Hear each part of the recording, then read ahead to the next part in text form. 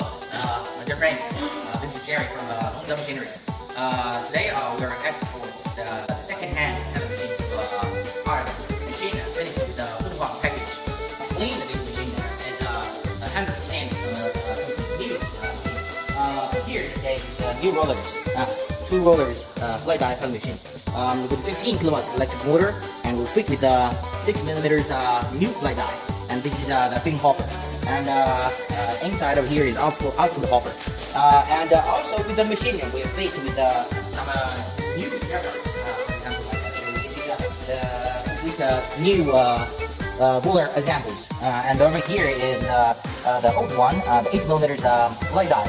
And over here, this is the electric control panel, start and stop engine.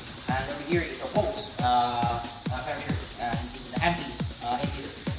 And also we have the second one, the second-hand machine. Machine can be used for animal feed pellet picking. Besides this machine, we also have other types of second-hand pellet machine, require crusher, many different types of machines.